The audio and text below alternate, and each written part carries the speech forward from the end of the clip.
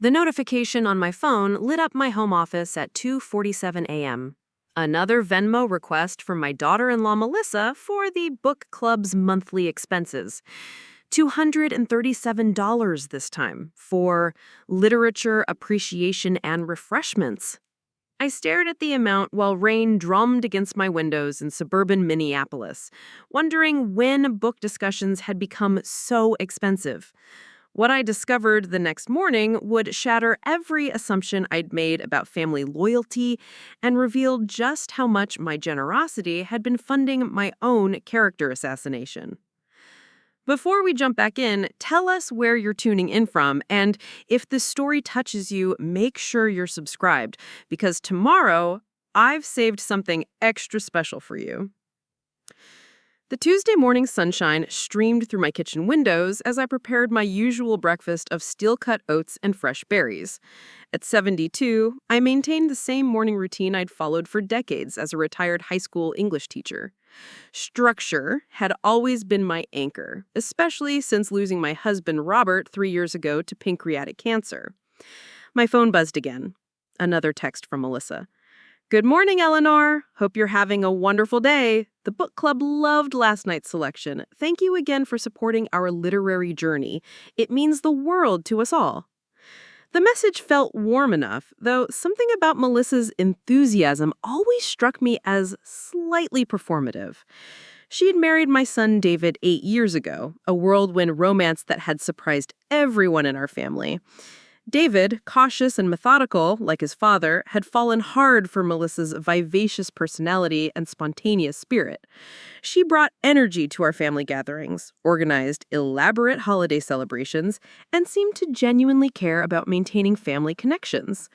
When she'd approached me 6 months ago about starting a neighborhood book club, I'd been delighted. Melissa worked part-time at a dental office and often complained about feeling intellectually unstimulated. David's accounting job kept him busy during tax season, leaving her with evenings to fill. A book club seemed like the perfect solution, combining social interaction with literary engagement. "I want to create something special," she'd explained during one of our monthly coffee dates at the local Barnes & Noble. "A space where women can discuss meaningful literature while building genuine friendships. But the startup costs are challenging with David's student loans and our mortgage." The request for financial support had felt natural. I'd always believed in investing in family members' growth and happiness. My teacher's pension, combined with Robert's life insurance and our paid-off house, left me comfortable enough to help with reasonable expenses. When Melissa estimated monthly costs of around $150 for books, refreshments, and occasional guest speakers, it seemed modest for something that brought her such joy. The first few months had proceeded smoothly. Melissa sent regular updates about their reading selections, shared photos of beautifully arranged book displays, and described thoughtful discussions about contemporary fiction and classic literature. The group had grown from 5 members to 12, meeting every third Monday at Melissa's house or rotating between members' homes. I'd been impressed by their ambitious reading list. Circe by Madeline Miller, The Seven Husbands of Evelyn Hugo by Taylor Jenkins Reid, Educated by Tara Westover. These weren't light beach reads, but substantial works that demanded serious discussion. When Melissa mentioned that they'd started inviting local authors for virtual presentations, I'd increased my monthly contribution without hesitation. But lately, something had shifted in Melissa's tone during our conversations. She seemed more guarded, less forthcoming about specific book club activities. When I'd suggested attending a meeting as an observer, she'd quickly deflected, claiming the group preferred maintaining their intimate dynamic. When I'd offered to recommend classic literature from my teaching days, she'd politely declined, saying they focused primarily on contemporary works. The mounting expenses also puzzled me. Book club costs had steadily increased from $150 to over $200 monthly. Melissa explained the growth through expanding activities, higher quality refreshments, and increased spending on discussion guides and supplementary materials. Yet, when I'd visited her house the previous week, I'd noticed the living room looked no different than usual. No stacks of books, no reading guides, no evidence of literary gatherings. My daughter-in-law's explanations always sounded reasonable in isolation, but the pattern felt increasingly strange. Successful book clubs typically generated visible enthusiasm among participants. Members discussed novels outside meetings, recommended titles to friends, and gradually built personal libraries. Yet, I'd never encountered any of Melissa's book club friends around town, despite living in a relatively small community where book lovers tended to frequent the same coffee shops, bookstores, and library events. David seemed unaware of any concerns.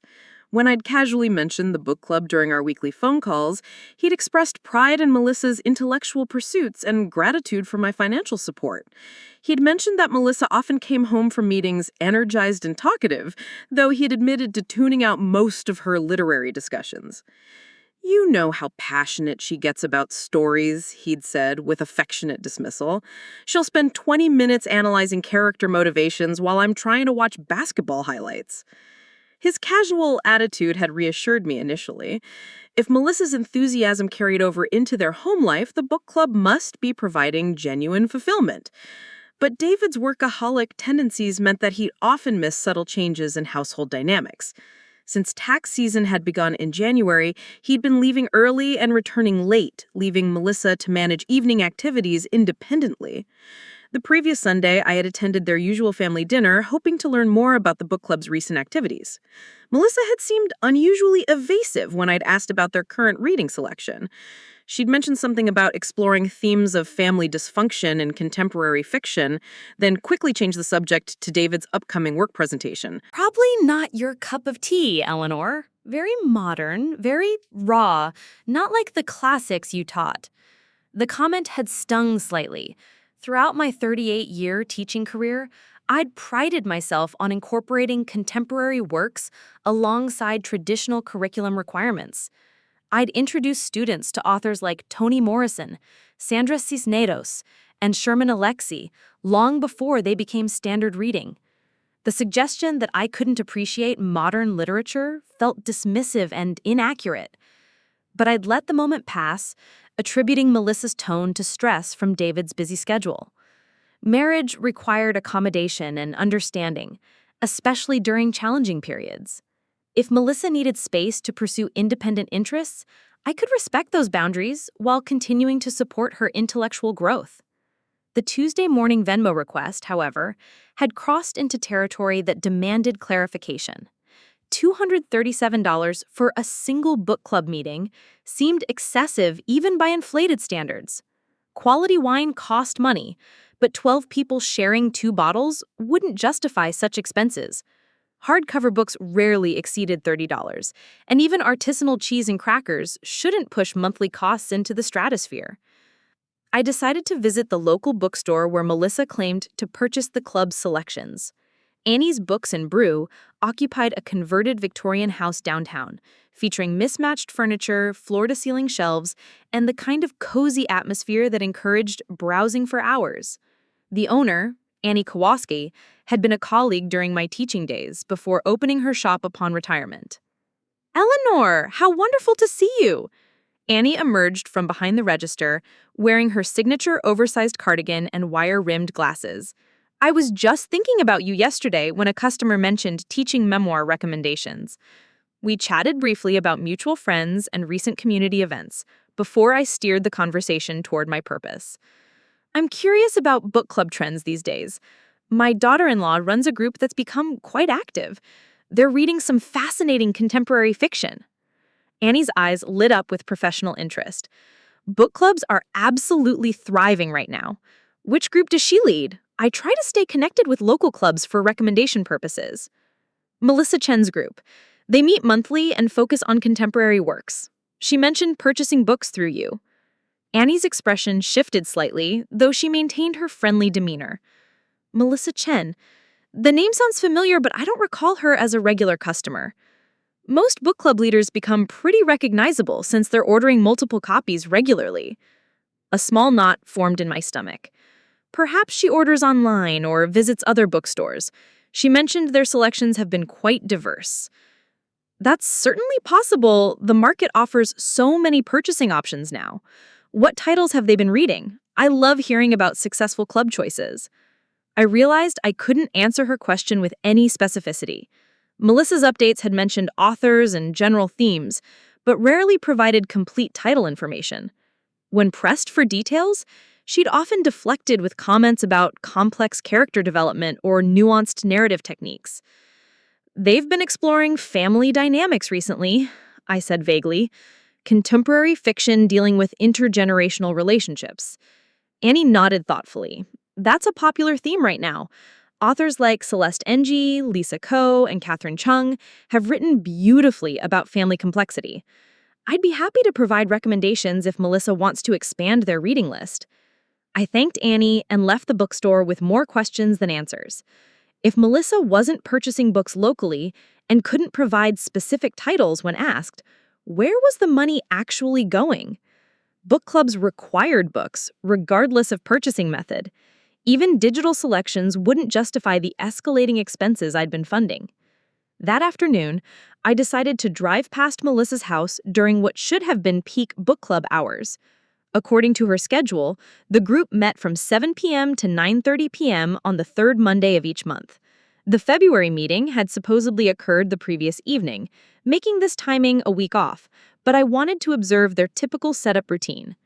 Melissa and David lived in a newer subdivision about 15 minutes from my house, where identical colonial-style homes sat on small lots with minimal landscaping. Their driveway usually accommodated 2 cars, David's practical Honda and Melissa's leased SUV. During book club meetings, I'd expect to see additional vehicles lining the street as members arrived for their literary discussions. The neighborhood appeared completely quiet at 7:15. No extra cars, no signs of gathering activity, no evidence of the vibrant intellectual community Melissa had described. Preparing and narrating this story took us a lot of time. So if you are enjoying it, subscribe to our channel. It means a lot to us. Now, back to the story. Their house looked exactly as it did every other evening, with David's car absent due to his work schedule and Melissa's SUV parked alone in the driveway. I drove slowly past several more times over the next hour, hoping to catch signs of arriving participants. Book club members typically staggered their arrivals, creating a window of parking activity as people gathered. But the street remained empty of additional vehicles, and no one entered or exited Melissa's house during my observation period. The sight of their house looking completely normal on what should have been a busy book club evening raised serious questions about the activities I'd been funding. Either Melissa had changed the meeting schedule without updating me, or the book club meetings weren't happening as described. Both possibilities suggested communication problems that needed addressing. I decided to call David during his commute home, hoping to clarify the situation without creating unnecessary drama. His phone went directly to voicemail, probably because he was driving through areas with poor reception. I left a casual message asking him to call when convenient, mentioning nothing about my concerns regarding the book club. Wednesday morning brought another unexpected development. While checking my bank account online, I noticed the Venmo payment to Melissa had been split into multiple smaller transactions throughout the week. Instead of one payment for book club expenses, the money had been divided into payments to different recipients, none of whom I recognized. The payment history showed transfers to accounts labeled Wine Enthusiast, Gourmet Catering, and Literary Events Coordinator. The amounts varied from $35 to $67, adding up to the total I'd approved, but distributed among vendors I'd never heard of. This spending pattern suggested either a more elaborate book club operation than I'd understood, or something entirely different from what Melissa had described. I called the number listed for Literary Events Coordinator, hoping to learn more about their services. The phone rang several times before connecting to a voicemail system with a generic, automated message. No company name, no description of services, just instructions to leave contact information for a return call. Wine Enthusiast proved equally mysterious. The phone number connected to what sounded like a residential answering machine, with a woman's voice providing only her first name and a request to leave a message. Nothing about wine sales, event catering, or any business services related to book club activities. The third number, Gourmet Catering, rang without answer and eventually disconnected.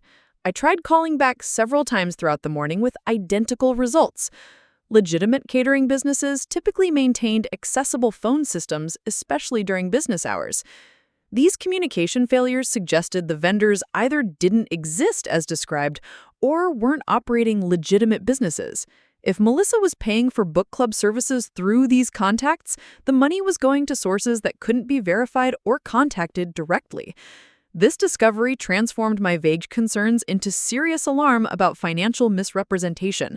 I decided to schedule coffee with Melissa for Thursday afternoon, giving myself time to prepare questions that would clarify the situation without seeming accusatory. Family relationships required delicate navigation, especially when money was involved. I wanted to understand what was happening before drawing conclusions about deception or misuse of funds. The coffee meeting would also provide an opportunity to observe Melissa's demeanor when discussing book club details. Honest people typically responded to questions with specific information and welcomed interest in their activities. Deceptive people often deflected inquiries, provided vague responses, or showed discomfort when pressed for details. Thursday afternoon, Melissa arrived at our usual Barnes & Noble cafe looking unusually dressed up for a casual coffee date. She wore a new sweater I didn't recognize, expensive-looking boots, and carried a designer handbag that seemed far beyond her typical budget. Her appearance suggested either a special occasion or access to funds beyond her usual means. "Eleanor, you look wonderful," she said with her characteristic enthusiasm. "I'm so glad you called. I've been meaning to update you on the book club's progress." We ordered our drinks and settled into the cafe's comfortable armchairs, surrounded by displays of best-selling novels and literary magazines. The environment felt appropriate for discussing Melissa's reading group, assuming such discussions would be genuine rather than performances designed to maintain a fiction. "Tell me about your recent selections. I'd love to hear which authors have generated the most engaging discussions." Melissa's smile flickered slightly before returning to full brightness. "We've been exploring some really challenging material, complex narratives that require deep analysis. The group has become quite sophisticated in their literary appreciation." Her response contained no specific information, despite sounding substantial. Professional teachers learned to recognize this pattern in students who hadn't completed reading assignments, but hoped to convince instructors otherwise. Vague descriptions of complexity and sophistication often masked complete absence of actual knowledge content. Which novels sparked the most debate? I'd love to add successful book club selections to my personal reading list. Well, we read this incredible story about family dynamics and hidden secrets. The author's treatment of intergenerational conflict was absolutely brilliant, really made us examine our own family relationships more critically. Again, no author name, no specific title, no concrete details that could be verified or contacted intelligently. Melissa's description could apply to hundreds of contemporary novels dealing with family themes. Her vagueness suggested either poor memory of recent reading or absence of actual reading altogether. "What aspects of the family dynamics resonated most with your group?" I asked, hoping to elicit more specific responses. Melissa shifted in her chair, her enthusiastic demeanor showing the first signs of strain. The author explored how older family members can become burdens without realizing, How their expectations and interference can damage younger generations trying to build independent lives. This response contained more specificity than her previous answers, but the content felt personally charged rather than academically distant. Melissa's descriptions seemed less like literary analysis and more like pointed commentary on her own family situation. The timing felt particularly suspect given my recent questions about book club expenses. "That sounds like heavy material for group discussion," I observed. "How do you maintain balance between serious themes and enjoyable social interaction?" "Oh, the wine definitely helps," Melissa laughed, but the sound felt forced. "We've discovered that good wine makes difficult conversations more manageable. Sometimes you need something to smooth the edges when discussing toxic family patterns." The word toxic hung in the air between us like an accusation. Combined with her earlier comments about burdensome older family members, Melissa's choice of language suggested our conversation had moved beyond literary discussion into personal territory. I felt my cheeks warm with the implication that I might be viewed as a toxic influence requiring alcohol to tolerate. I'm glad the wine facilitates meaningful dialogue, I said carefully, though I'm curious about the increasing costs. $237 seems quite expensive for refreshments, even quality selections. Melissa's expression shifted almost imperceptibly, the change so subtle I might have missed it if I weren't watching closely. Her bright smile dimmed slightly, and she reached for her coffee cup with hands that trembled almost invisibly. Well, we've expanded our offering significantly. Premium wines, artisanal cheeses, specialty crackers. We want to create an elevated experience that matches the sophistication of our literary discussions. Her explanation sounded rehearsed, as if she'd anticipated this question and prepared a response. But the details remained vague, lacking the specificity that genuine enthusiasm typically generated.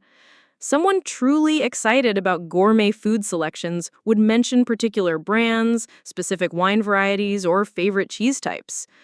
That makes sense for special occasions, I agreed, though I wonder if the group might appreciate rotating hosting duties to distribute expenses more evenly among members. Actually, we prefer keeping meetings at my house for consistency. Some members don't have space for large groups and others aren't comfortable hosting. It's easier to maintain our established dynamic when the location stays constant. This response contained the first logical detail Melissa had provided, suggesting some elements of her story might be truthful. Book clubs often struggled with rotating meetings due to space constraints and hosting preferences. But her explanation didn't address the financial burden of single-person hosting or explain why other members couldn't contribute to expenses. Do the other members contribute to refreshment costs? I asked directly. 12 people sharing expenses should make individual contributions quite manageable. Melissa's hesitation lasted only a few seconds, but the pause felt significant in the context of our increasingly strained conversation. She was calculating her response rather than providing spontaneous information based on actual experience. Everyone contributes what they can, but you know how it is with different financial situations. Some members are students, others are dealing with divorce expenses or job transitions. I don't want financial pressure to exclude people from our community. Her answer contained admirable sentiment, but avoided my specific question about contribution amounts and payment methods. If other members were contributing anything substantial, the costs I was covering should be significantly lower. Melissa's evasiveness suggested either the other members weren't contributing as described, or the expenses weren't actually related to group activities. I appreciate your generosity toward struggling members, I said carefully, though I'm curious about the increasing costs. $237 seems quite expensive for refreshments, even quality selections. Oh, that's not necessary, Melissa responded quickly. Your support makes everything possible. Without your generosity, we couldn't maintain the quality of experience that makes our discussions so meaningful. The speed of her rejection raised additional concerns. People operating legitimate group activities typically welcomed opportunities to reduce financial dependence on single contributors. Melissa's immediate dismissal of cost-sharing suggestions implied either poor group management or activities that couldn't survive reduced funding. We finished our coffee with increasingly stilted conversation about unrelated topics. Melissa seemed eager to leave, checking her phone repeatedly and mentioning errands that required her attention. As we parted ways in the parking lot, I watched her drive toward the opposite end of town from where she lived, wondering what legitimate errands might require travel in that direction. That evening, I called David during his dinner break, hoping to gather additional information about the book club without revealing my growing concerns. His perspective might provide innocent explanations for the discrepancies I'd observed, or alternatively, confirm that something suspicious was occurring. "Hi, Mom. How are you feeling? Melissa mentioned you two had coffee today." "I'm fine, dear." We discussed her book club activities. She seems very passionate about the group's literary discussions. Yeah, she really loves that stuff. Comes home all energized from meetings, talking about character development and plot analysis. Sometimes she'll spend an hour describing what they discussed. David's description aligned with Melissa's claims about engaging literary conversations, though his tone suggested mild exasperation rather than genuine interest in her intellectual pursuits. This reaction wasn't unusual for spouses with different interests, but it also meant David wasn't closely monitoring the actual content of Melissa's book club activities. "What kinds of books have they been reading recently?" I asked casually. "Honestly, I don't pay close attention to the titles. Modern fiction mostly, I think. Authors I've never heard of, writing about family problems and relationship drama. Not really my genre." David's vague awareness matched Melissa's own inability to provide specific information about their reading selections. Either both of them had poor memories for literary details, or the book discussions weren't actually occurring as described. "Does Melissa ever bring home books from their meetings? I'd love to see what they're reading." "Not that I've noticed. She does most of her reading on her tablet now. Says it's more convenient for highlighting and taking notes." This explanation could account for the absence of physical books in their house, though it raised questions about why Melissa was claiming to purchase hardcover copies for group distribution. Digital reading was certainly convenient, but book clubs typically involved sharing physical copies, creating book displays, and building personal libraries through group purchases. "How late do the meetings usually run?" I asked. "I want to make sure I'm not calling during your dinner time on book club evenings." "They wrap up pretty early, actually. Melissa's usually home by 9, sometimes earlier. She says the group prefers shorter meetings with focused discussions rather than long social events." David's timeline contradicted the 7 to 9:30 schedule Melissa had provided me. If meetings ended by 9 and she was home shortly afterward, the actual gathering time was significantly shorter than claimed. This discrepancy suggested either poor communication between spouses or deliberate misrepresentation of activity duration. After hanging up, I sat in my kitchen reviewing the contradictions and evasions that had accumulated over the past 2 days. Melissa couldn't provide specific book titles, local bookstores had no record of her purchases, the vendors receiving payment couldn't be contacted, no cars appeared at her house during supposed meeting times, and David's timeline didn't match her stated schedule. Each individual discrepancy might have innocent explanations, but the pattern suggested systematic deception about the nature of activities I was funding. The monthly payments weren't supporting a book club as described, but rather something entirely different that Melissa felt compelled to conceal. Friday morning, I decided to conduct one final verification attempt before confronting the situation directly. I called the neighborhood community center where Melissa had initially claimed to research book club formation resources. If she'd been truthful about that early step, staff members might remember her inquiries or provide insights about local reading groups. "Community services, this is Janet speaking." "Good morning.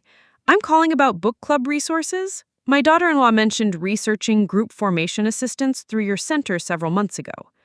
We do provide meeting space and promotional support for reading groups. What kind of information are you looking for?" "I'm curious about a group that may have started with your assistance. The organizer's name is Melissa Chen, and they focus on contemporary fiction." Janet paused, presumably checking records or consulting with colleagues. "I don't show any current book clubs with that organizer name. We have 3 active reading groups, but none match your description. Perhaps they decided against using your services after the initial inquiry?" "That's certainly possible. We get many information requests that don't result in formal programs. Is there something specific I can help you with regarding book club organization?" I thanked Janet and ended the call with another piece of contradictory evidence. Melissa's story about researching book club formation through community resources appeared to be fabricated, adding to the mounting evidence that her entire narrative was constructed to justify receiving money under false pretenses. The realization that I'd been systematically deceived for 6 months created a complex mixture of emotions: anger at the financial manipulation, disappointment in Melissa's dishonesty, concern about David's knowledge or ignorance of the deception, and embarrassment about my own gullibility and failing to ask appropriate verification questions earlier. But underneath these immediate reactions lay a deeper hurt about family betrayal. I'd supported Melissa's supposed intellectual growth because I believed in nurturing family members' interests and ambitions. The discovery that my generosity had been exploited through calculated lies felt like a violation of trust that extended far beyond simple financial fraud. Saturday morning brought clarity about my next steps. I would document the evidence systematically, confront Melissa directly about the deception, and determine the true purpose of the money I had been providing. Depending on her response and the actual extent of the fraud, I might need to involve David in addressing the situation or seek legal advice about recovering funds obtained through misrepresentation. But first, I needed to understand exactly what activities I had been funding instead of the fictional book club. The truth about Melissa's Monday evening activities would determine how seriously to treat this betrayal and what consequences might be appropriate for her deception. The answer to that question would prove more shocking than anything I had imagined. Sunday evening, I positioned myself in my car across the street from Melissa's house at 6:30, determined to observe whatever was actually happening on her supposed book club nights. The March meeting was scheduled for the following evening, but I wanted to establish baseline activity patterns before the main event.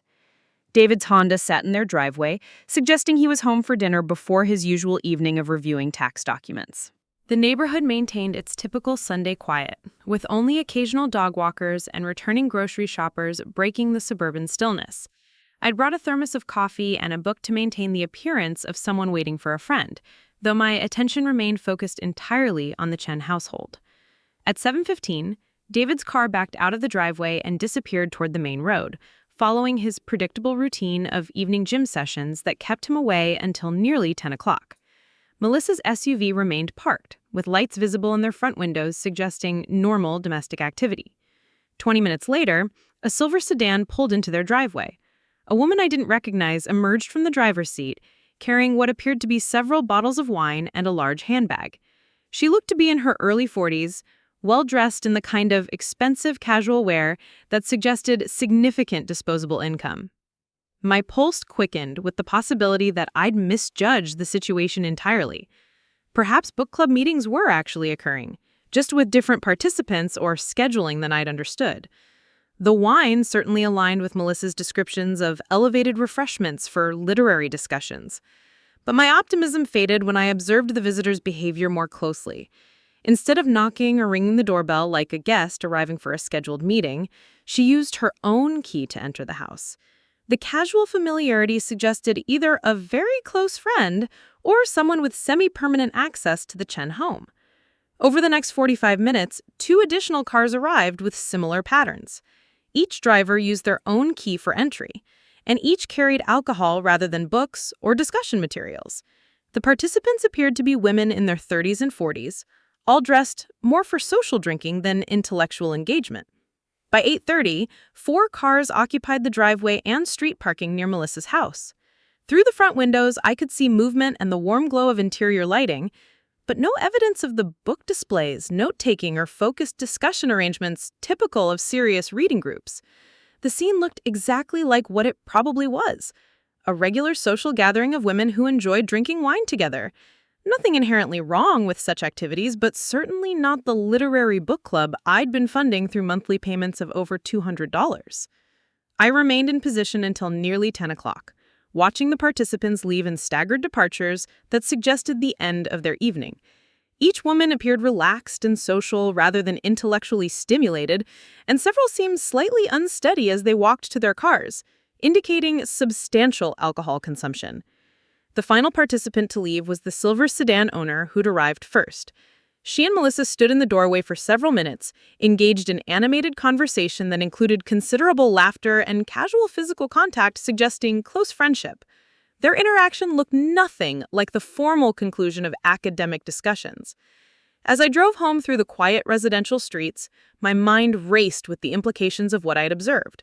Melissa was definitely hosting regular Monday evening gatherings, but they appeared to be wine-focused social events rather than book clubs. The participants had their own keys, suggesting established friendships rather than literary acquaintances brought together by shared reading interests. This discovery transformed my understanding of the financial deception. I wasn't funding book purchases and educational refreshments, but rather subsidizing a private social circle's alcohol consumption and entertainment expenses. The monthly costs made more sense in this context, but the misrepresentation felt even more egregious. Monday morning, I called in sick to my volunteer position at the Literacy Center, unable to concentrate on helping other people with reading while processing my daughter-in-law's systematic lies about literary activities. Instead, I spent the morning researching private investigation services, wondering if professional assistance might be necessary to document the full extent of Melissa's deception. The phone directory listed several local agencies specializing in domestic investigations, but the prospect of hiring strangers to spy on family members felt both expensive and emotionally exhausting. I decided to attempt one more direct observation before considering outside help. Monday afternoon, I positioned myself in a different location with a clearer view of Melissa's front door and living room windows. This time, I brought binoculars and a notepad to document specific details about participants, timing, and activities visible from the street. The first arrival came at 6:45, 15 minutes earlier than the previous week's pattern. The same silver sedan, driven by the woman who'd stayed latest the previous time.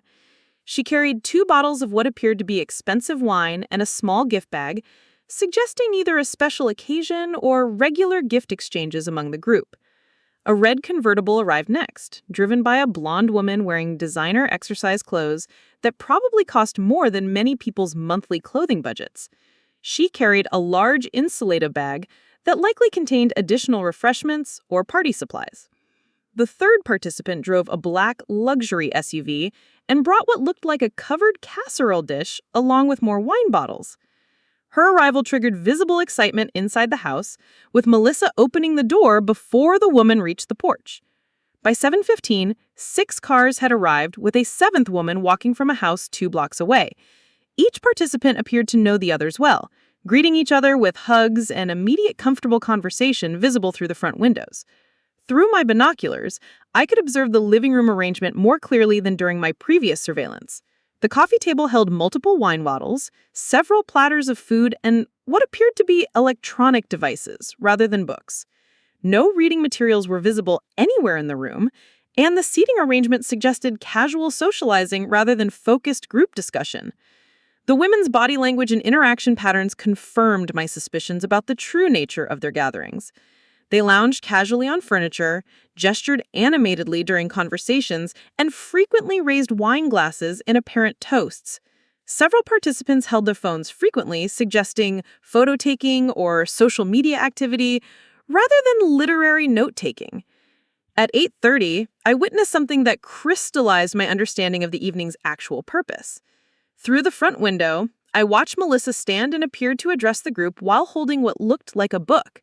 But instead of opening it for reading or discussion, she held it up like a prop, while the other women laughed and applauded. The performance continued with Melissa appearing to read dramatically from the book, while her friends reacted with exaggerated shock, laughter, and commentary that suggested entertainment rather than serious literary analysis. As the evening progressed, the laughter grew louder and the movements more animated, consistent with increasing alcohol consumption. By 9 o'clock, several participants were visibly intoxicated, and the noise level had risen enough to potentially disturb neighboring houses. This observation revealed the truth I'd been avoiding. Melissa was hosting a drinking club disguised as a book club, using my financial support to subsidize alcohol and entertainment for her social circle. The literary elements were purely theatrical, designed to maintain the fiction that justified my monthly payments. The emotional impact of confirming my worst suspicions felt like a physical blow to my chest as I drove home. For 6 months, I'd been proud of supporting my daughter-in-law's intellectual growth and community building. The discovery that my generosity had been exploited to fund deceptive social activities created a burning anger that made my hands shake as I drove home. But underneath the anger lay deeper hurt about family trust and respect. Melissa had looked me in the eye repeatedly while describing meaningful literary discussions and intellectual growth. She'd accepted my money while knowing she was lying about its purpose. The calculated nature of her deception felt like a personal attack on my values and intelligence. That night, I lay awake planning my confrontation strategy. Direct accusation might prompt denial or excuses that would complicate resolution, but I needed concrete evidence that could withstand whatever explanations Melissa might offer for the discrepancies I'd observed. Tuesday morning, I decided to contact the other participants directly to gather additional information about the group's actual activities.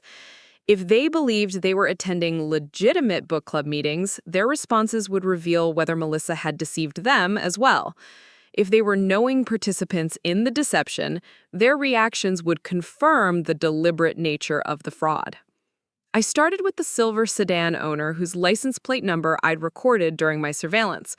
A reverse lookup service provided her name and address. Jennifer Walsh, living in an upscale neighborhood about 10 minutes from Melissa's house. Jennifer answered her phone on the third ring with a cheerful, professional tone that suggested she was accustomed to business calls. Hello, Jennifer speaking. Hello, Jennifer. My name is Eleanor Patterson, and I'm calling about the book club you attend at Melissa Chen's house. I'm Melissa's mother-in-law and have been supporting the group financially. The silence that followed lasted long enough to confirm that Jennifer wasn't expecting such a call. When she finally responded, her tone had shifted from professional confidence to cautious uncertainty. I'm sorry, I think there might be some confusion. I'm not sure what you're referring to. Her denial was immediate and absolute, but the delivery lacked conviction. Jennifer's voice carried the careful quality of someone choosing words to avoid revealing information, rather than someone genuinely confused about the topic. I've observed your silver sedan at Melissa's house during their Monday evening meetings, I continued calmly. You arrive around 6:45 and usually stay until nearly 10 o'clock. Another pause, followed by what sounded like Jennifer moving to a more private location for the conversation. Background noise shifted from office sounds to the kind of quiet that suggested a closed door. Mrs. Patterson, I think you should discuss this directly with Melissa. I don't feel comfortable talking about private social activities with people I don't know.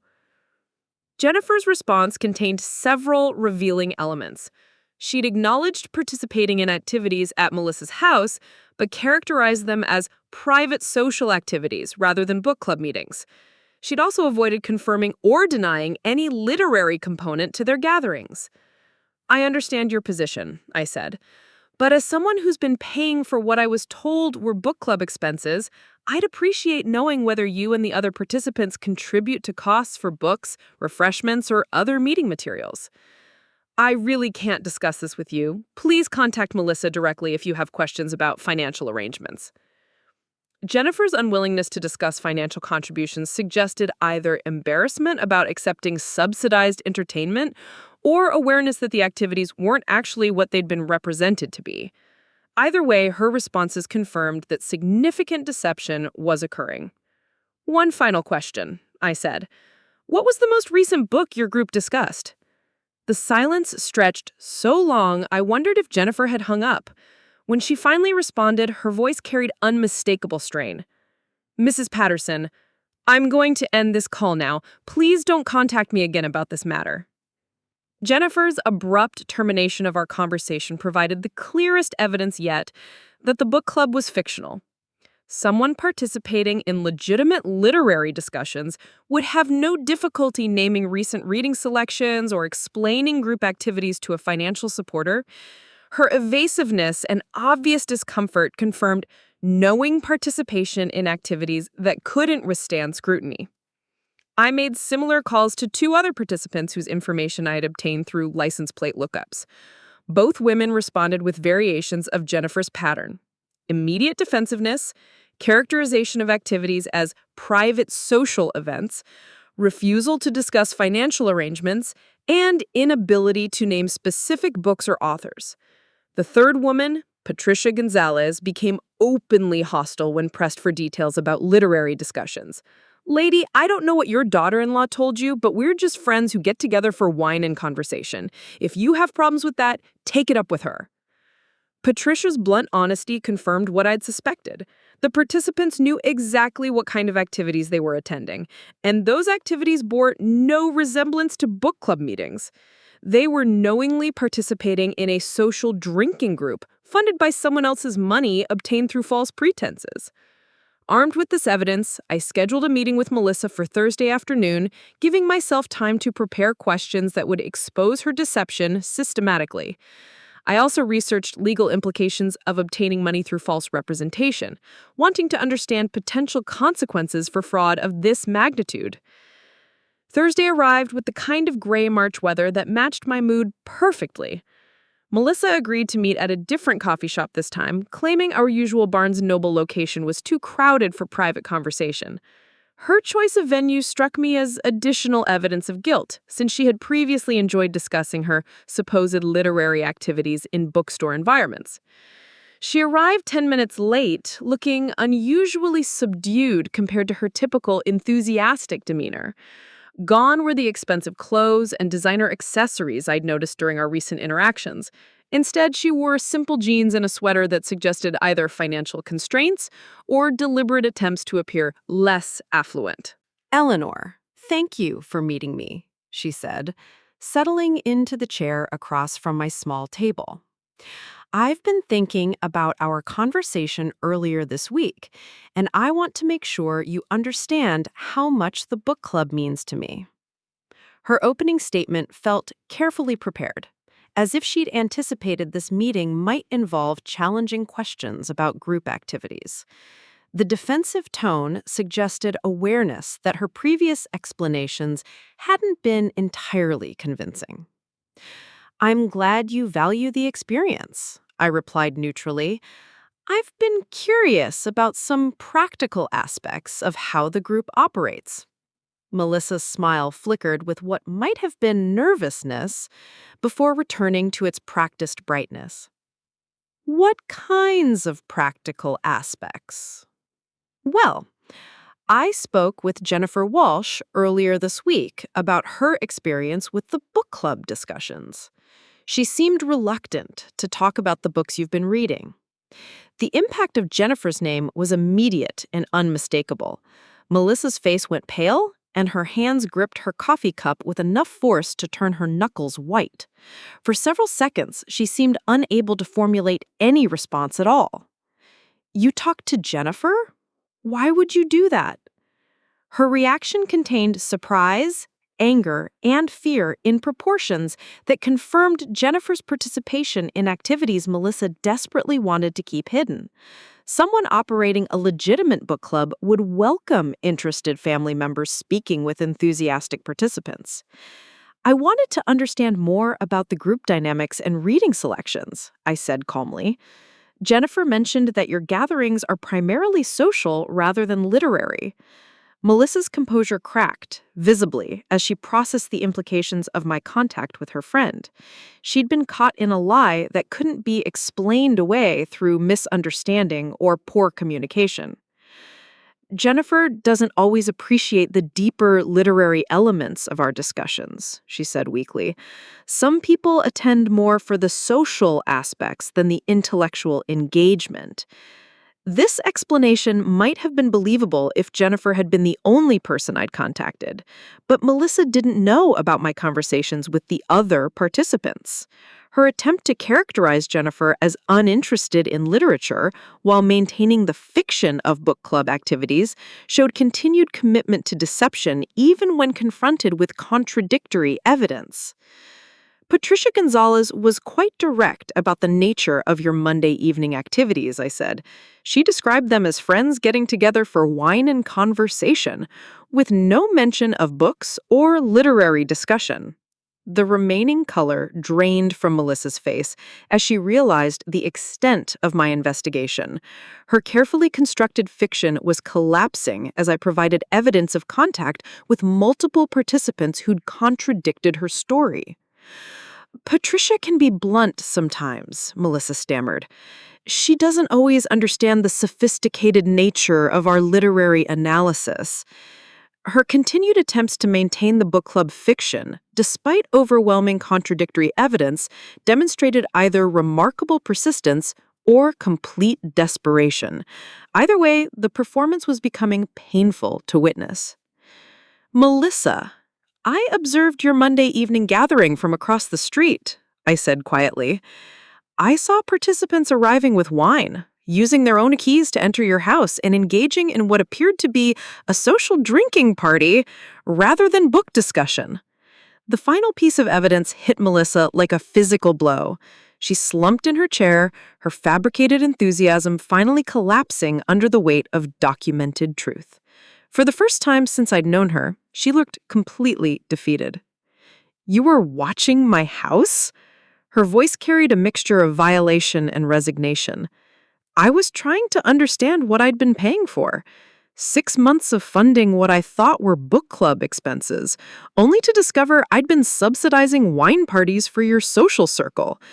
Melissa sat in silence for nearly a minute, staring at her untouched coffee, while presumably deciding whether to continue lying or finally admit the truth.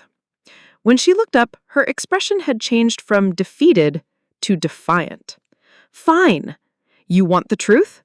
We're not reading books. We're a wine club, and we talk about life and relationships and everything that's wrong with families like ours. Is that such a terrible crime?" Her admission contained anger rather than remorse, as if my discovery of her deception was somehow an invasion of her privacy rather than exposure of fraud. The lack of guilt or apologies suggested she felt entitled to obtain money through false pretenses. "The crime is lying to me for 6 months about what my money was supporting," I said firmly. "If you'd wanted help funding social activities with friends, you could have been honest about that purpose." "You would never have agreed to pay for wine parties," Melissa snapped. "You would have lectured me about responsible spending and suggested I find cheaper entertainment options." Her response revealed the calculating nature of her deception. She'd deliberately constructed a fiction about intellectual improvement because she'd correctly assessed that I would support educational activities but reject frivolous social spending. "I agree. I wouldn't have funded alcohol consumption for your friends, but that was my choice to make based on accurate information about what you wanted." Everything's always about your choices, isn't it? Your money, your conditions, your approval. Did you ever consider that maybe I needed something for myself that didn't require your judgment and supervision? Her anger was genuine, but it was directed at the wrong target. I hadn't imposed judgment or supervision on her fictional book club. I'd simply discovered that the activities I was funding weren't what she'd claimed them to be. I supported what I thought was your intellectual growth without any conditions or supervision, I pointed out. You created the deception, not me. The deception was the only way to get what I needed without listening to lectures about proper behavior and responsible financial management, Melissa shot back. "Do you have any idea what it's like being married to David and having you as a mother-in-law? Everything has to be practical and sensible and approved by the Family Financial Committee." This outburst revealed layers of resentment I'd never suspected. Melissa's fraud wasn't just about obtaining money for social activities, but about asserting independence from family expectations and constraints she found suffocating. "If you were unhappy with family dynamics, we could have discussed that directly," I said. "Fraud wasn't necessary to address relationship concerns." "Right, because you're so open to criticism about your perfect son and your perfect family values," Melissa laughed bitterly. "You would have listened politely and then explained why I was wrong to feel constrained by your expectations." Her accusation stung because it contained elements of truth. I had strong opinions about responsible behavior and financial management, and I probably did communicate judgment about lifestyle choices that differed from my values. But those character flaws didn't justify systematic deception and theft. My imperfections don't excuse 6 months of lies and financial fraud, I said quietly. You could have addressed family relationship issues without stealing money through false pretenses. I didn't steal anything, Melissa protested. You gave me money voluntarily. The fact that you didn't approve of how I spent it doesn't make it theft. This attempt to reframe fraud as a simple spending disagreement demonstrated either remarkable self-deception or continued commitment to avoiding responsibility for criminal behavior. Obtaining money through false representation was theft, regardless of the donor's voluntary participation.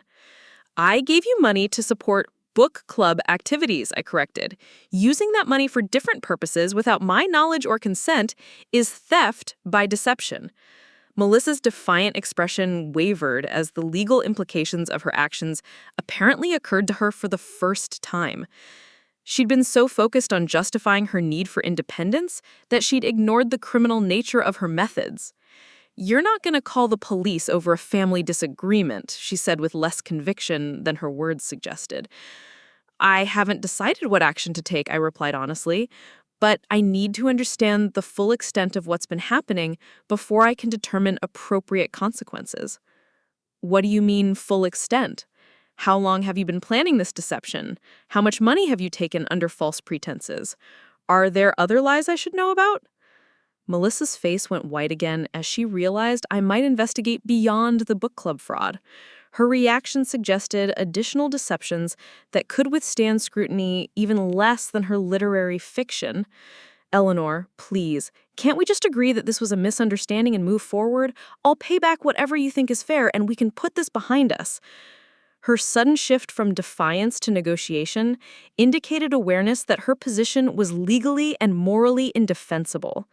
The offer to repay money suggested both acknowledgement of wrongdoing and fear of more serious consequences.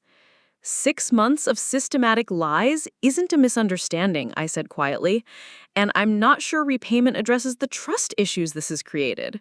What trust issues? We're family. Families work through problems together. The irony of her appealing to family loyalty after betraying family trust was breathtaking. She'd used our relationship to facilitate fraud, then expected that same relationship to protect her from consequences. "Family relationships require honesty," I replied. "You've demonstrated that I can't trust your word about anything. That's not fair. This was one situation where I made poor choices. Everything else between us has been honest." Her claim of isolated deception rang hollow given the sophistication and duration of her book club fiction. Someone capable of maintaining such elaborate lies for 6 months was probably deceiving in other areas as well. I'll need time to verify that claim and to decide what consequences are appropriate for the fraud you've admitted to. Melissa's expression shifted to something approaching panic as she realized I wasn't going to let this matter disappear through family loyalty and token repayment. "Eleanor, please, don't destroy my marriage over this. David doesn't know anything about the wine club, and he'll be devastated if he finds out I've been lying to both of you." This plea revealed additional dimensions to the deception. David's ignorance meant Melissa had been lying to her husband as well as her mother-in-law, creating multiple layers of betrayal within the family structure. David will find out eventually. The question is whether he learns the truth from you or from other sources. "Can't we keep this between us? I'll stop the wine club, pay back the money, and we'll never speak of it again." Her desperation to contain the situation suggested awareness that David would react poorly to learning about her deception. This concern implied either a stronger moral compass in my son than his wife possessed, or knowledge that he would view her actions as seriously as I did. "That decision depends on your complete honesty about what else you've been hiding," I said. "If this is part of a larger pattern of deception, David deserves to know what kind of person he's married to." Melissa's face crumpled as she realized her attempts to control the situation had failed completely. For the first time since I'd known her, she looked genuinely defeated rather than simply caught in a lie. "There might be other things," she whispered, "small things that got out of hand." The admission that additional deceptions existed confirmed my suspicions about the scope of her dishonesty. Someone who would systematically lie about book clubs for a financial gain was probably lying about other matters as well. "What other things?" "I can't tell you here. People are starting to stare." She was right that our conversation had attracted attention from other coffee shop patrons, but I suspected her desire for privacy had more to do with embarrassment about additional admissions than concern for public discretion. "Then let's continue this conversation somewhere more private," I suggested. "Your house would be appropriate since David won't be home for several hours." Melissa's reluctance to agree to this suggestion was visible, but she apparently realized she had no choice but to comply if she wanted any chance of controlling the damage her admissions might cause. 20 minutes later, we sat in Melissa and David's living room, where I'd imagined book club meetings taking place. The space looked exactly as I'd observed from across the street during their wine parties, with comfortable seating arrangements and a coffee table that probably held alcohol and snacks rather than literary materials. "Tell me about the other deceptions," I said without preamble. Melissa sat on the edge of her sofa, looking like someone preparing to confess crimes that could result in severe punishment. Her hands twisted in her lap as she apparently struggled with how much truth to reveal. "I've been lying to David about working full-time at the dental office," she began quietly. "They cut my hours to part-time 6 months ago, but I didn't want him to worry about reduced income." This admission explained some of the financial pressure that might have motivated her book club fraud, but it also revealed additional layers of deception within her marriage. "How have you been accounting for the missing income?" "I've been using credit cards to maintain our usual spending levels and paying the minimums to keep David from noticing the balances." The scoop of her financial deception was expanding beyond simple fraud into territory that could seriously damage their marriage and credit rating. Credit card debt accumulated to hide employment problems would eventually become impossible to conceal. "How much debt have you accumulated?" "Around $12,000 across 4 different cards." The amount was substantial enough to create serious financial problems, but not so large as to be immediately obvious to someone not closely monitoring household expenses. David's focus on his accounting career might have prevented him from noticing gradual increases in minimum payment amounts. What else? Melissa's hesitation suggested additional admissions that might be even more damaging than employment lies and credit card fraud. "I've been telling David that the money you give me goes into our joint savings account, but I've been depositing it into a separate account he doesn't know about." This revelation transformed the book club fraud from simple theft into a more complex scheme involving hidden financial resources and systematic deception of her husband about family assets. Why create a separate account? "I wanted some financial independence that wasn't subject to David's approval or oversight. Money that was mine to spend without justification or explanation." Her desire for financial autonomy wasn't inherently unreasonable, but achieving it through fraud and deception demonstrated profound disrespect for both her husband and her mother-in-law. "How much money is in this secret account?" "About $1,400, plus the money you've given me that I haven't spent yet." The amount suggested she'd been using my monthly payments for purposes beyond wine party expenses, creating a private slush fund that David knew nothing about. "What have you been spending the money on besides wine club activities?"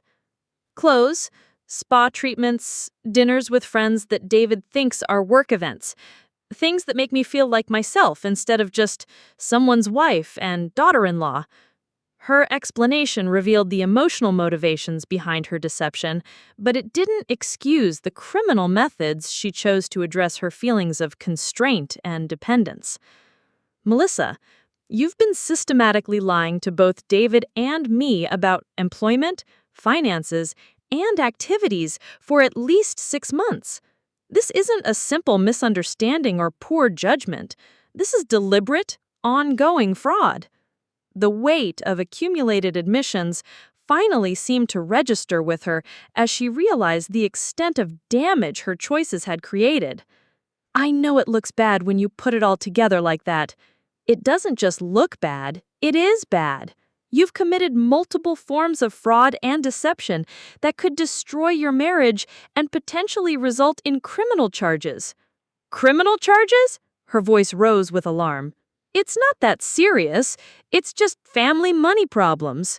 Obtaining money through false pretenses is theft regardless of family relationships. And hiding debt and assets from a spouse can constitute financial fraud in divorce proceedings. The mention of divorce prompted a physical reaction that suggested Melissa hadn't considered the possibility that her deceptions could end her marriage. David would never divorce me over something like this. David doesn't know about something like this yet, I pointed out. His reaction when he learns the truth might surprise you. You can't tell him, please. I'll fix everything, pay back all the money, close the secret account, and be completely honest from now on.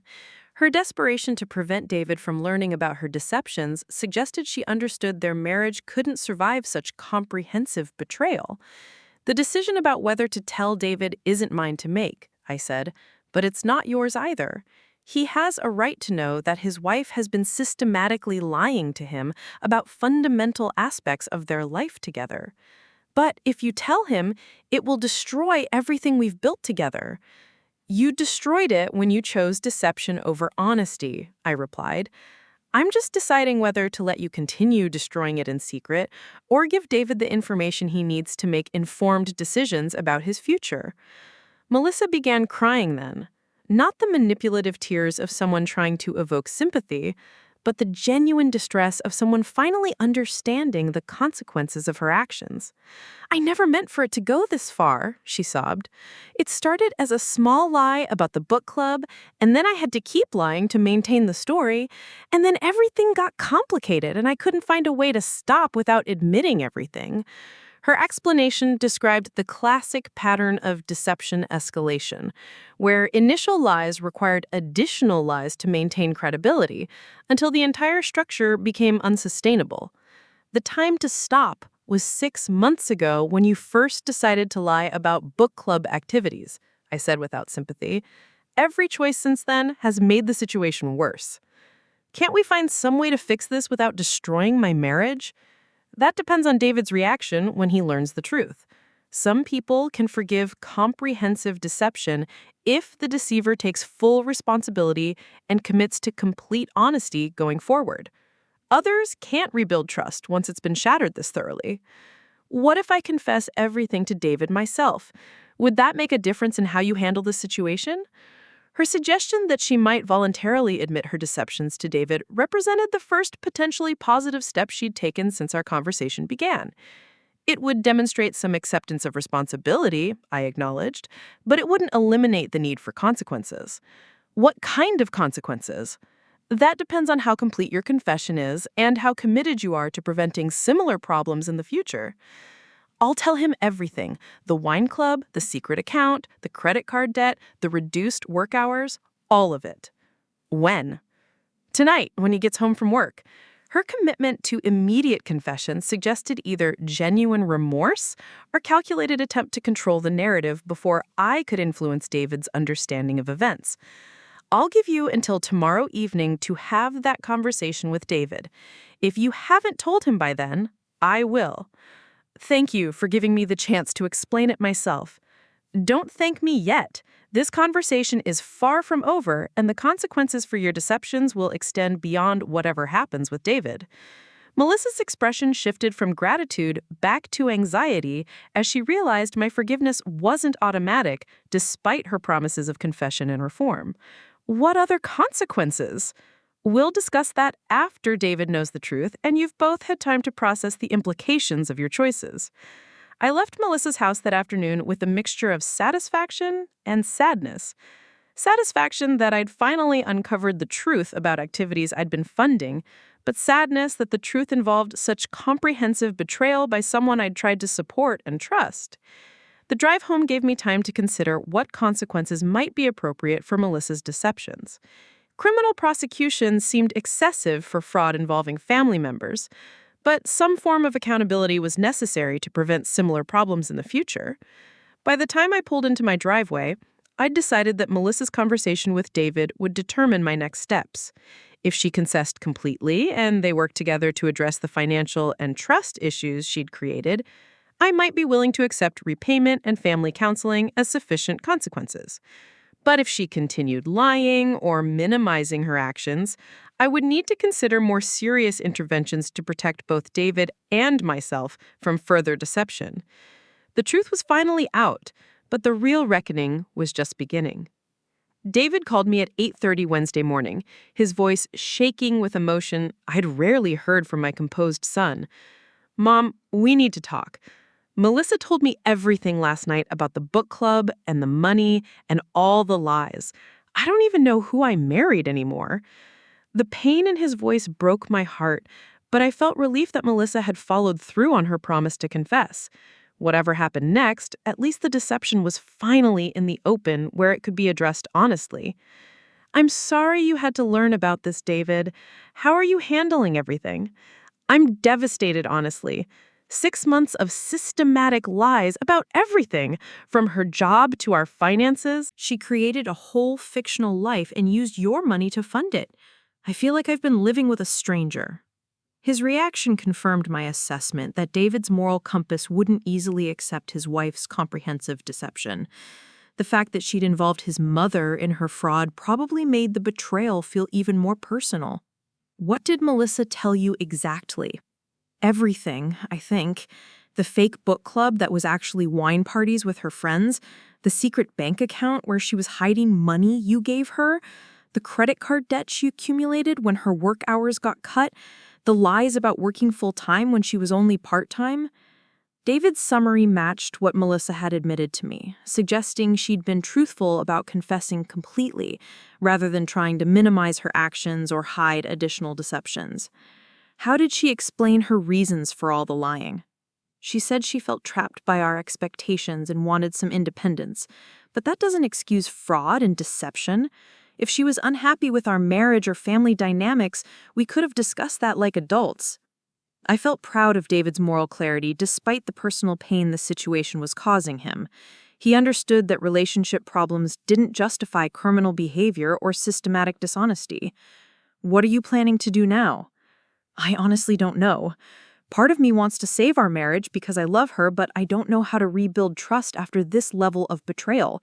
She looked me in the eye every day for 6 months while lying about fundamental aspects of our life together." The anguish in David's voice reminded me that Melissa's choices had created multiple victims. My financial loss was significant, but manageable given my comfortable retirement situation. David's loss of trust and emotional security would be much harder to recover from. "Have you considered marriage counseling?" Melissa suggested that, but I'm not sure counseling can fix someone who's willing to lie this systematically. It wasn't one mistake or poor decision, it was months of calculated deception involving multiple areas of our relationship. David's skepticism about counseling effectiveness seemed reasonable, given the scope of Melissa's dishonesty. Some marriage problems resulted from communication issues or misunderstandings that professional help could address. Others stemmed from fundamental character differences that couldn't be reconciled through therapy. What about the financial aspects, the debt she accumulated and the money she took from me? She's agreed to pay back every penny, even if it means getting a second job or selling her car. The credit card debt is our responsibility regardless of how it was accumulated. But Mom, I'm mostly concerned about making sure you're compensated for being defrauded. David's focus on ensuring I was repaid demonstrated the kind of integrity that had made me proud to be his mother throughout his adult life. Even while processing his own emotional trauma, he was concerned about protecting me from financial harm. I appreciate that, but my main concern is your well-being. Money can be replaced more easily than trust and emotional security. I keep wondering what else she might be lying about that hasn't come out yet. If someone can deceive this comprehensively about employment and finances, what other secrets might they be hiding? His concern about additional deceptions was well-founded, given the pattern Melissa had established. People capable of maintaining such elaborate lies over extended periods of time often had multiple areas of dishonesty in their lives.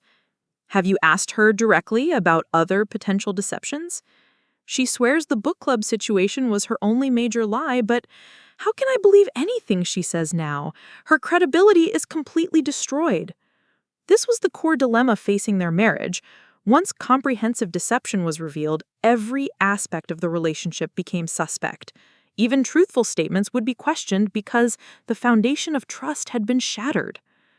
Time will tell whether she's committed to complete honesty going forward, but you shouldn't have to live in a state of constant suspicion and verification. That's exactly how I feel. Like I'd need to become a detective in my own marriage, checking up on everything she says and does.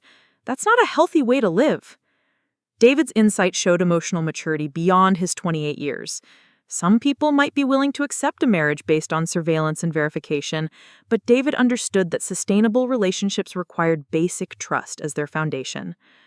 What has Melissa said about your concerns regarding future honesty?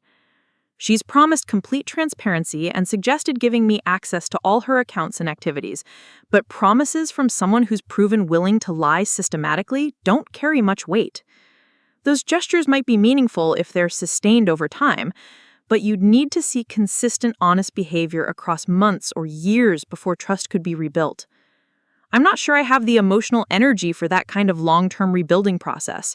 Part of me thinks it would be healthier to end things now rather than spend years wondering if she's being truthful. David's consideration of divorce showed he was taking the situation seriously rather than trying to minimize its impact on their relationship. Some people might rush to forgive and forget, but David was honestly evaluating whether their marriage could survive such comprehensive betrayal. Whatever you decide, you should base it on realistic assessment of your ability to rebuild trust rather than external pressure to save the marriage. Speaking of external pressure, Melissa's been calling her friends and family to explain the situation. I'm concerned she might be trying to generate sympathy or create allies who'll pressure me to forgive and move on. This information suggested Melissa might be continuing her manipulative patterns by trying to control how others perceived the situation rather than simply accepting responsibility and allowing David to process his feelings without interference. What kind of explanations is she giving to other people? I'm not sure exactly, but I overheard her telling someone that it was just a misunderstanding about book club expenses that got blown out of proportion. That characterization makes it sound like a minor miscommunication rather than systematic fraud.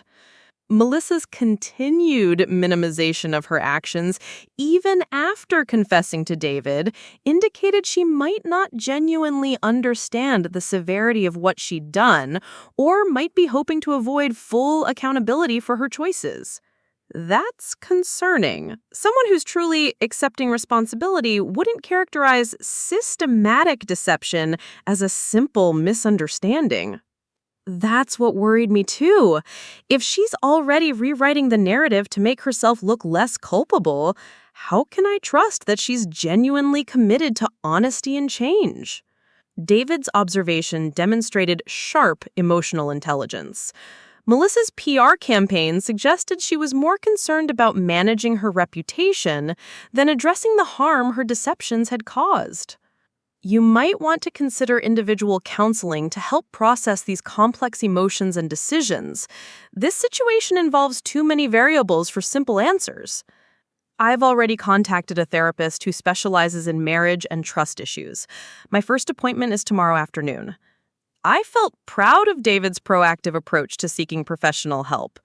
Rather than making impulsive decisions based on immediate emotions, he was taking time to understand his options and get expert guidance. That's wise. This situation is too complex and emotionally charged for quick resolutions. Mom, there's something else I need to discuss with you. I want to understand what consequences you're planning for Melissa's fraud. I know you've been patient and supportive, but she stole money from you through deliberate deception. David's question about consequences showed he understood that Melissa's actions had legal implications beyond their marriage problems. His concern for ensuring appropriate accountability demonstrated maturity and moral clarity. I've been waiting to see how she handled confessing to you before deciding next steps.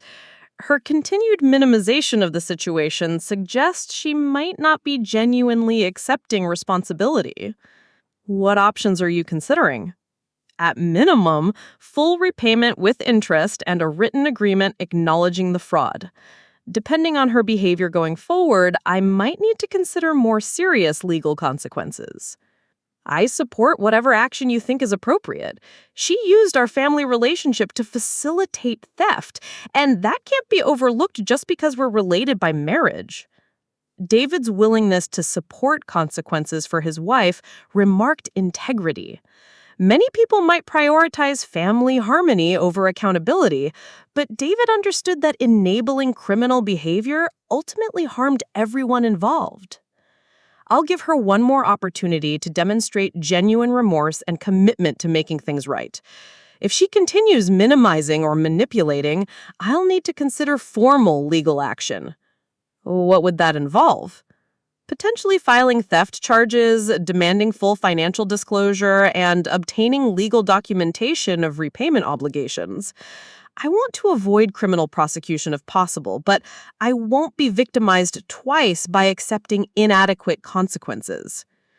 That seems fair. She needs to understand that actions have consequences, especially when they involve fraud and betrayal of family trust. Our conversation ended with plans for David to keep me updated about his therapy sessions and Melissa's behavior, while I decided on appropriate consequences for her deceptions. The immediate crisis of revealing the truth was over, but the long-term process of addressing damage and determining relationships would take much longer. Thursday afternoon, Melissa called requesting another meeting to discuss next steps and making things right. Her tone sounded appropriately contrite, but I remained skeptical given her recent minimization of the situation when talking to other people. We met at a neutral location, a small restaurant where we could talk privately without the emotional weight of meeting in either of our homes. Melissa arrived looking tired and subdued, wearing the kind of simple clothes that suggested either financial constraints or deliberate attempts to appear humble. Eleanor, thank you for agreeing to meet with me again. I know I don't deserve your patience after everything I've done. Her opening statement struck the right tone of remorse, but I'd learned not to trust Melissa's performances until they were backed by consistent actions over time. I wanted to hear your thoughts about how to address the damage your deceptions have caused. I've prepared a full financial accounting of every penny you gave me and how it was actually spent. I want complete transparency about where your money went. She handed me a folder containing bank statements, receipts, and a detailed spreadsheet breaking down expenses by category. The documentation appeared thorough and professionally prepared, suggesting she'd spent considerable time creating accurate records. This shows approximately $1,800 went to wine and food for the social gatherings, $400 on personal clothing and accessories, $300 on spot treatments, and the remainder is still in the secret account I opened. Her accounting revealed that roughly 60% of my money had actually funded group activities, while 40% had gone to personal expenses that benefited only Melissa.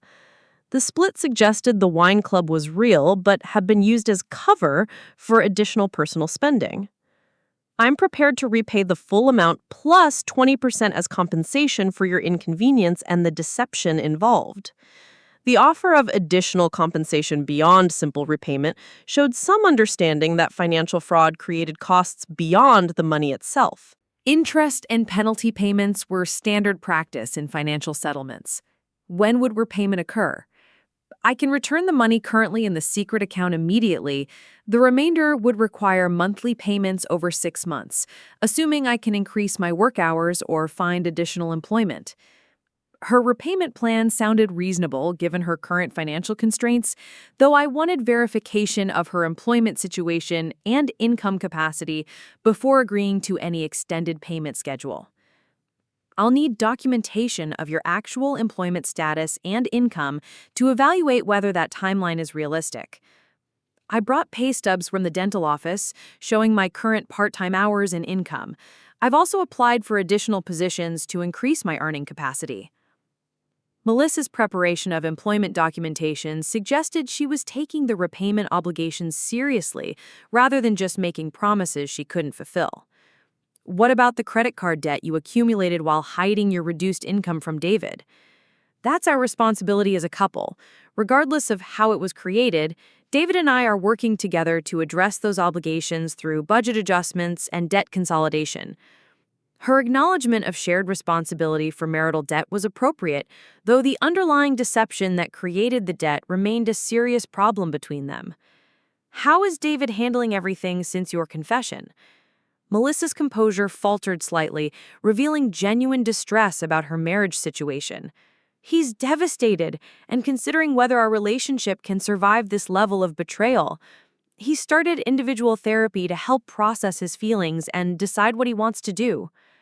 Her admission that David was considering ending their marriage showed awareness that her actions had created consequences beyond financial restitution. Are you willing to accept whatever decision he makes about your marriage? I hope we can work things out, but I understand if he can't rebuild trust after what I've done. I have to accept responsibility for destroying what we had through my choices. This response suggested more genuine acceptance of accountability than her previous attempts to minimize or justify her deceptions. What steps are you taking to address the underlying issues that led to these problems? I'm starting individual counseling to understand why I chose deception instead of honest communication about my feelings and needs. I also want to learn healthier ways to assert independence without lying or manipulating. Her commitment to therapy was encouraging, though lasting change would require sustained effort over months or years rather than quick fixes. Those are positive steps, but I need assurance that similar problems won't occur in the future, regardless of what happens with your marriage. I understand. That's why I'm prepared to provide complete financial transparency and regular accountability updates until trust can be rebuilt. What does that mean specifically? Monthly financial statements showing all income and expenses, access to all bank accounts and credit cards, and regular meetings to discuss any concerns or questions you might have. Her offer of comprehensive oversight was appropriate given the circumstances, though implementing such monitoring would require ongoing effort from both of us. I appreciate those commitments, but oversight systems are only effective if the person being monitored is genuinely committed to honesty rather than finding new ways to deceive. I understand your skepticism given what I've done.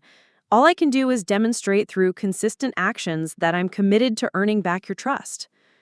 The meeting concluded with a written agreement outlining repayment terms, financial transparency requirements, and consequences for any future deceptions.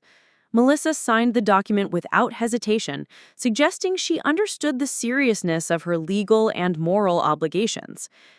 Over the following months, Melissa fulfilled her repayment commitments punctually and provided requested financial documentation without resistance. Her behavior suggested genuine commitment to making amends rather than simply avoiding consequences.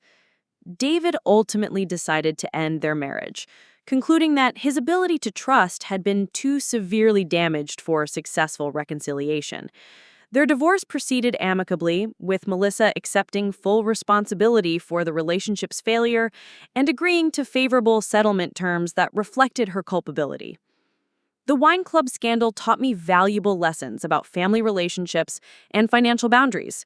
Trust requires ongoing verification rather than blind faith, even with people we love. Clear expectations and consequences help prevent small problems from becoming large crises. Most importantly, I learned that enabling poor behavior through excessive tolerance ultimately harms everyone involved. Sometimes the most loving response to destructive choices is allowing people to experience appropriate consequences rather than protecting them from accountability. Melissa completed her repayment obligations and successfully addressed her underlying issues through sustained therapy and personal growth work. While our relationship remained cordial, it never returned to the previous level of closeness and trust. David eventually remarried someone whose values aligned more closely with his own, building a relationship based on honest communication and shared integrity. The painful experience of his first marriage helped him recognize green flags and red flags in future relationships. The wine club members found new sources of entertainment funding after losing their benefactor, proving that genuine friendships could survive financial changes, while exploitative relationships could not. As for me, I maintained my policy of supporting family members' legitimate educational and growth activities while implementing better verification systems to prevent future fraud. Trust remained important, but it needed to be balanced with appropriate accountability measures. Up next, you've got two more standout stories right on your screen. If this one hit the mark, you won't want to pass these up. Just click and check them out.